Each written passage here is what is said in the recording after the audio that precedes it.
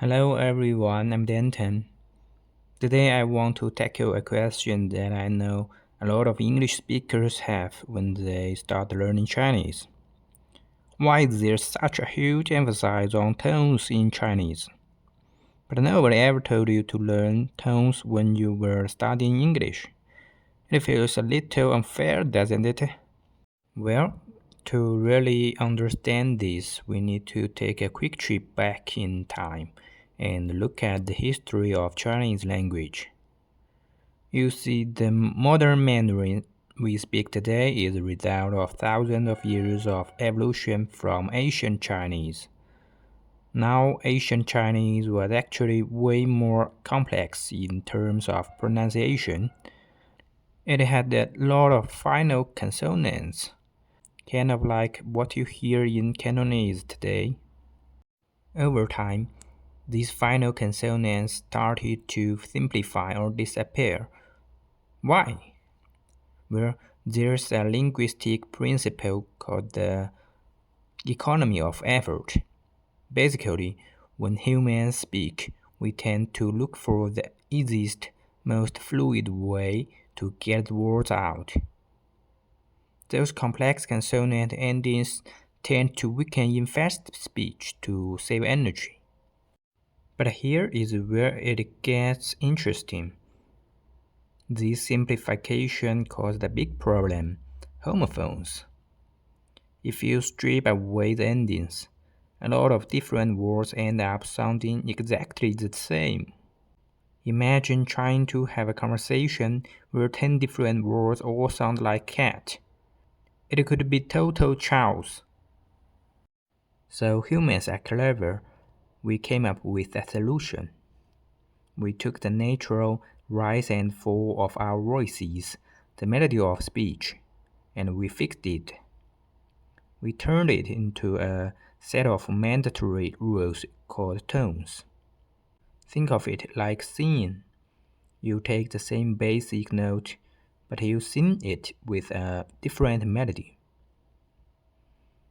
And suddenly, it means something completely different. This is how Chinese compensated for the loss of those complex endings. Even though the sound got simpler, the tone kept the meaning clear. In fact, tones are just as important as the characters themselves in conveying meaning. Let me give you a quick example to show you how powerful this is. Take this for Chinese syllables. 吃 吃 吃 and 是. In English, those are it, pound, tooth, and win. Completely different concepts, right? The only thing distinguishing them is the tone. In Chinese, changing the tone changes the word entirely. This is why Chinese is classified as a tonal language. In tonal languages, the pitch of a syllable is part of the word's identity. Change the tone, change the word. Now let's look at English. English is what we call a non-tonal language. In non-tonal languages, pitch isn't used to define the word itself.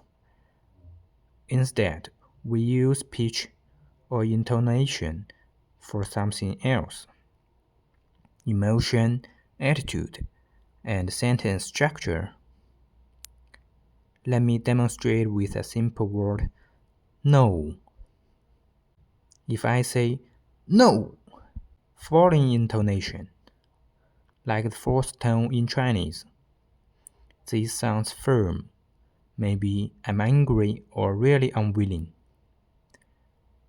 If I say no, rising intonation, like the second tone in Chinese, this sounds like I'm questioning you. Maybe I don't believe what you said.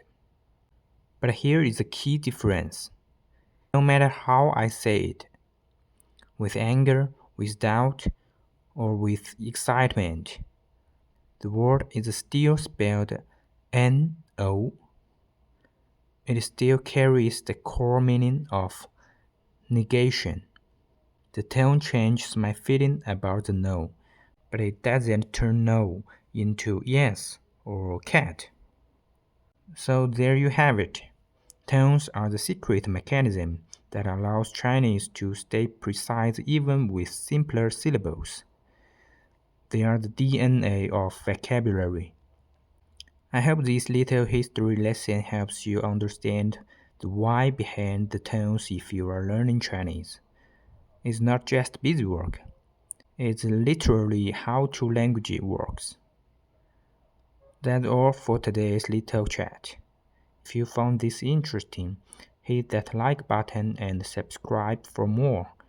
See you next time. Bye bye.